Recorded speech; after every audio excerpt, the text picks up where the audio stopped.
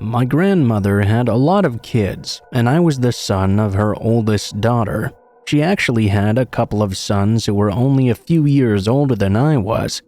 Even though we lived in a different state, whenever we visited the grandparents, it was more like I had my brothers with me, rather than them being my uncles.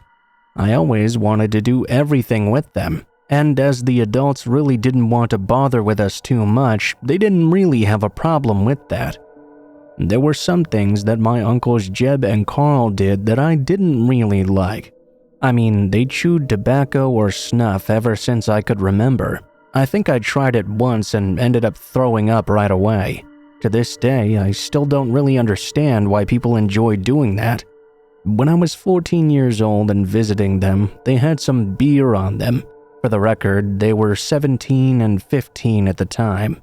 It wasn't something I turned down. I didn't really like the taste of it right away. However, I did want to get drunk with my uncles, so I was able to easily overlook that. My grandpa knew that they drank beer and he didn't really care. However, if my mom had ever found out that I was drinking, especially at 14 years old, there would have been a lot of hell to pay for quite a few people. Because of this, we decided to do it out of the house, and that meant jumping into Jeb's pickup truck and driving out through the hills. This was in the 1970s, which doesn't exactly excuse driving drunk, but in areas like this, young guys drinking beers and driving around their trucks in the country was not an unusual thing at all. The first time I tried that was at 14, and it happened during the fall. I hadn't actually expected the chance to go drinking, but I was really excited when they mentioned it. Jeb and Carl told my parents they were going to take me over to a friend's house and be back later. No one really even thought about it, and it wasn't really a lie either, because they were going to go and pick up another guy friend of theirs too. By the time that my uncles picked up their friend Robbie, his little brother, who was around my age, decided to tag along as well. That was fine because the little brother and I could ride in the bed of the truck. They had one of those windows on the back of the cab that slid open, so we could chat if we really needed to, and we could hand them beer since the cooler was in the back with us. This was in an Appalachian area, so there were a lot of hills and country to drive through. It was really crisp and cool outside, and the leaves were also falling pretty hard. It was already dark outside as we were driving around, but we didn't spend the entire time driving around the roads. Occasionally, we would stop somewhere random, pull off to the side, pull up to the side of a hill and look over to the other side, playing music, just drinking and talking. I always remember this night for many reasons. I mean, it's obvious that most people remember the first time they ever get drunk, and I was experiencing that this very night, but I remember it for a completely different reason too. I had been out on rides with my uncles before on non-drinking days, so I knew what to expect. It was driving on twisting, dark, graveled roads that were only wide enough for one vehicle to drive down. You had to be careful in the back of the truck because occasionally a small branch from a tree might stretch over and slap you in the face. It didn't really matter much that the roads were so thin though, because you very rarely, if ever, came across another vehicle on those roads. At one point, we found a nice area to pull over in. It was like a little bit of a grassy area off to the side that looked like the perfect place to stop. We pulled over there and my uncle shut the truck off. For a while, the five of us just sat there drinking, hanging out, and having a really good time. Even though it was my first time drinking, I was really going slow as to not get sloshed out of my mind, so I was able to somewhat keep my wits about me. We were sitting there in the dark when Robbie began mentioning seeing some weird lights off in the woods. His brother and I didn't really notice them at first, or even really try to look, but eventually he made us look out there and keep looking. And we too came to see these moving lights out in the woods. My uncles and Robbie all wanted to go out and check what these were. Me and the brother, however, didn't want to.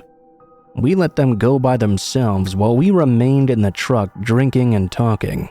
We didn't think too much about them going off and checking out those lights. At most, it would be some hunters out late at night or something like that. It wasn't too much to be worried about. I don't know how long it was, but after a while, the three of them came running frantically back to the truck.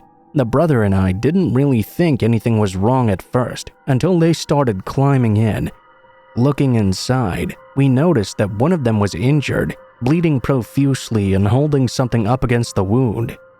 What the hell happened? There were these two really freaky-looking guys out there, Carl began telling us. They looked like they were out hunting or something, so we were wondering what they were doing, but when we got closer, one of them took out a knife and just stabbed Robbie out of nowhere. I can't say I really believed them at first. I almost thought my uncles were playing some sort of prank on us. It was the sort of thing they would have done. The pure fact they didn't start the truck right away and let Carl explain what was going on made me believe that even more. I thought if they really were as scared as they were saying they were, the very first thing we should do is get out of there right away. I do remember them starting the truck up pretty fast though and trying to turn around so we could head back down the direction we had come from. It took a few moments to get ourselves turned around before pulling out. Still thinking it may have been some sort of prank, I looked back toward the trees. Although all I had to see with were the red lights on the back of the truck, I was able to make out something that sticks in my memory to this day. Two of the strangest looking men I've ever seen came skulking out of the woods, making their way towards us. It was really weird. They weren't moving very fast. In fact, they were moving almost like they had some sort of problems walking or something like that. They looked just like something out of The Hills Have Eyes or Mad Max. It was utterly terrifying to see in the dark. I yelled at them to get the hell out of there as quickly as they could. There wasn't a whole lot of space between them and the tailgate of the truck before we got turned around and began to drive. They were honestly close enough. I thought they were just going to grab on and jump into the bed. Robbie's brother and I were terrified and screaming, telling them to get the fuck out of there. We got out of there right there and then, and it was a terrifying ride from then on. It was completely dark and we were drunk and scared. We didn't know what was going on. The two of us definitely didn't want to be in the bed of the truck for the ride back, but there wasn't anything we could do about that now. We just had to put up with being exposed for the ride back. Rather than go to a hospital or anything, they drove right to Robbie's house. They didn't want to drive into town drunk and figured it would be best if Robbie's parents drove him out themselves. Once it was just my uncles and I again, we didn't drive back right away. They decided they needed to have a few beers again to calm down. Of course, at that point, I jumped back in the cab with them. There was no way I was going to stay in the bed. It was hard to calm down after what happened. My uncles insisted there were some weird-ass people out in the hills, but they seemed like something out of a horror movie. Robbie turned out okay in the end, except for having an ugly scar that was as bad as the emotional ones we got that night.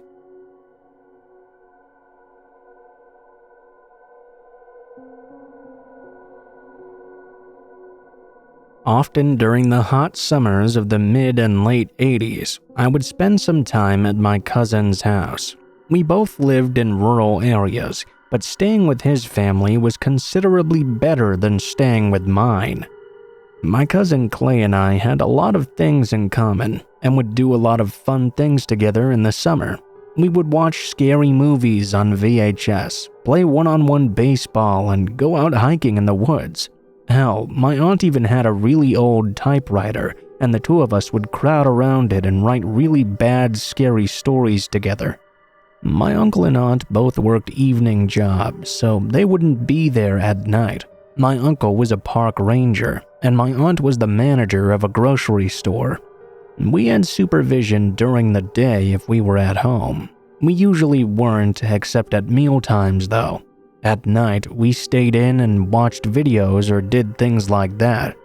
We rarely, if ever, would go out and do anything at nighttime. The area we lived in was very safe though, so if we did, we never really had anything to worry about. I wouldn't say though that the area they lived in was an area where everyone knew each other or anything like that. In town, it would be a much different story.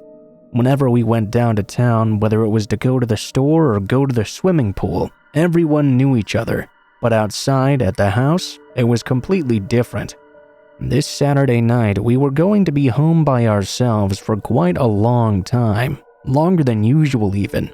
We had a fun ride in the back of my uncle's pickup truck into town to rent some movies and get some candy and soda to prepare. It was nearly an hour ride from the town to the house in the country, and we always enjoyed being in the bed of the truck. It was still light outside when both of Clay's parents went to work, so the two of us decided to go for a quick walk down the road. I don't really remember too much about the walk itself. When we got home though, we decided to have some snacks and get started with our movie binging. Being summer, it was still light outside for quite a while. We were sitting in the living room together watching a movie when we both noticed something. A truck seemed to be coming down the road. It stopped and turned into our driveway. Clay didn't recognize this truck at all, and it didn't pull all the way up to the house either. He got up and let me know he was going to go outside and see who this was. Clay walked out the front door and onto the porch. As soon as he opened the door though, I watched the truck shoot off in reverse and begin pulling out of the driveway.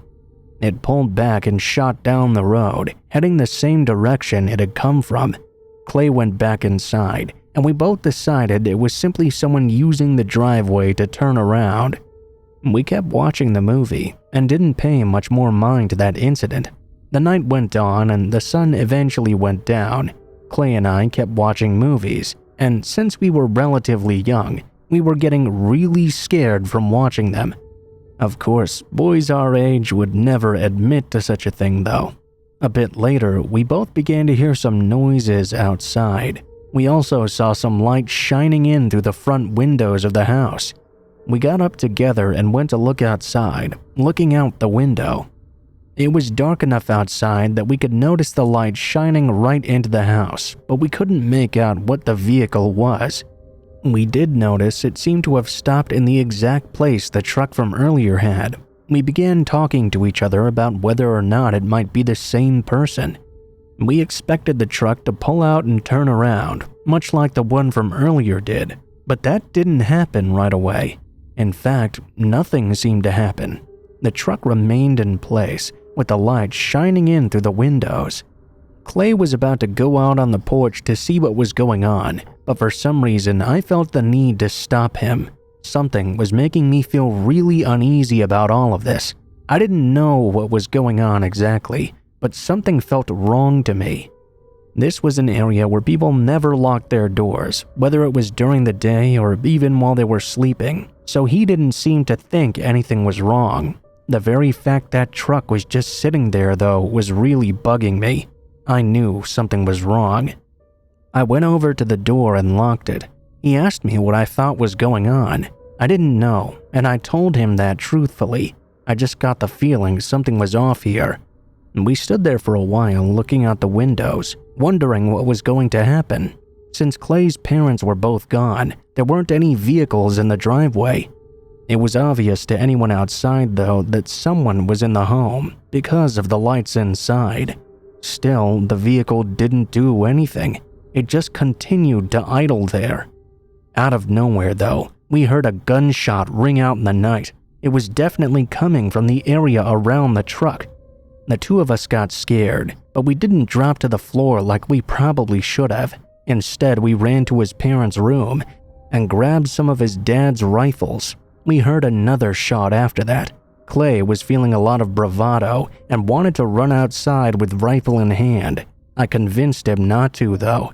As we continued hiding and discussing, we noticed something that we hadn't expected. The vehicle began shooting out of the driveway once again and drove off in a real hurry. Confused, we came out of the room. Nothing was broken, not a window or anything by a bullet. We couldn't figure out what they were shooting at or what just happened. Why had a guy put 2 shots out, which obviously did nothing, then just drove away? We checked outside and noticed something on the porch. Someone had dropped what looked to be animal entrails all over the place. We didn't know what to make of this, but we knew for sure nothing like that had been there before. That guy must have put them there, but we had no idea why. We called Clay's dad, and he eventually came over to the house before his duty was over. He couldn't make any sense of this either. While he was there was a sudden phone call. It had to be about an hour after the vehicle had left. Apparently, the guy had said that next time he wouldn't miss. That was terrifying. It was just a really weird series of events. We guessed it had to be a threat against someone in particular. Clay's dad thought it was meant for him, since he was a park ranger and had arrested people for poaching and things like that, but we could never really be sure.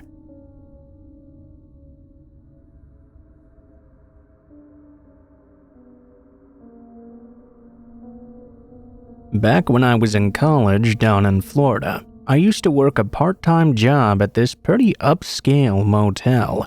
The motel had this really nice pool, and this one time, after a series of pretty gnarly rainstorms, I was tasked with cleaning it up.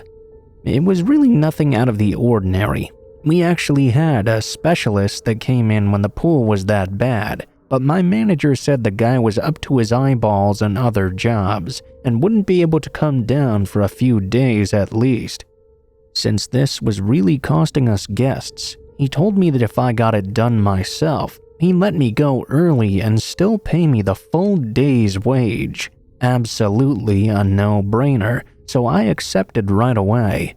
About a half hour into the job or so, this absolutely perfect 10 out of 10 knockout of a girl around my age came out to the pool in her bikini and asked how long it would be until the pool was fully swimmable. I shrugged and told her I didn't really know. It was taking a long time as it was, and I'd only scooped a quarter of the debris out of it. Then, to my luck though, she seemed content to just chill by the pool in one of those sun loungers until I finished everything up. I got where she was coming from. It was really hot outside. After a while, she started making a little small talk with me.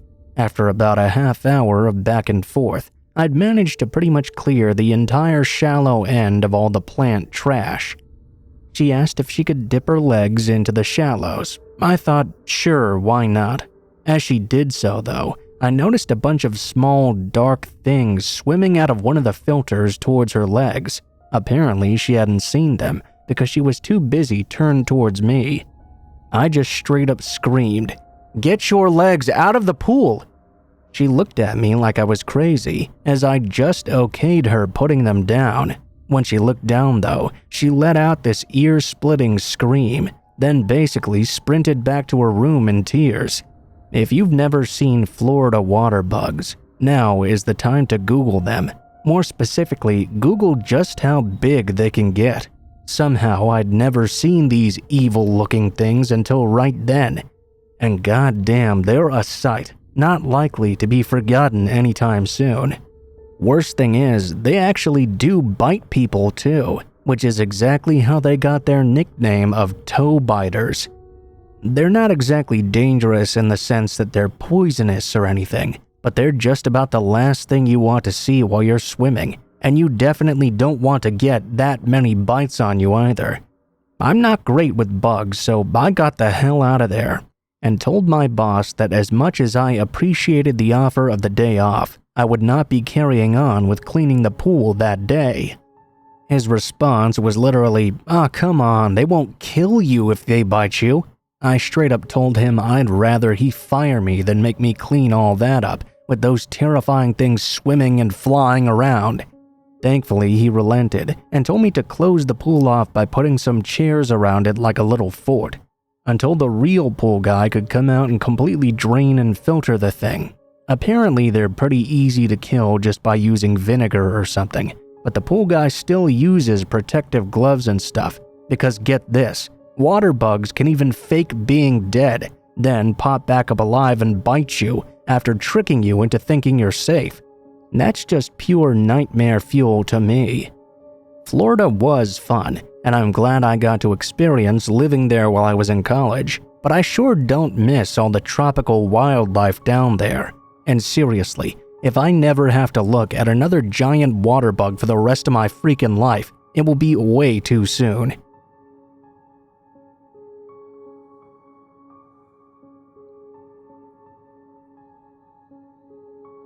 Back when I was still getting some money together for college, one of the 2 jobs I worked was a housekeeping job for a certain motel chain. It was on that job that I saw some of the weirdest, creepiest things I've ever put eyes on, and to this day, some of them remain unexplained. I'm not suggesting that this one was supernatural though. I'm sure there's a perfectly logical and reasonable explanation for it, especially in a county with such bad drug problems as this one, but it definitely left me and my coworkers on edge for at least a few hours after. So there we are, going from room to room, knocking on doors, calling out housekeeping, that whole ordeal. Me and my coworkers were sort of leapfrogging each other, doing every 3rd room or so as we worked our way along the corridor. As we were working, I hear one of my fellow coworkers scream out, "Oh my God," in Spanish. Obviously, the other 2 of us came running to see what was wrong. I remember arriving in the room, not being able to see what she was so freaked out about. The place was basically clean apart from one broken window, which was broken at the top of it. The window started about chest height, then went all the way up to the ceiling to let all this nice natural light into the room. It was only when I looked up because of this that I actually saw what she was so freaked out about. Leading up to the broken portion of the window, all across the ceiling, were dirty footprints, super visible against the pale paint.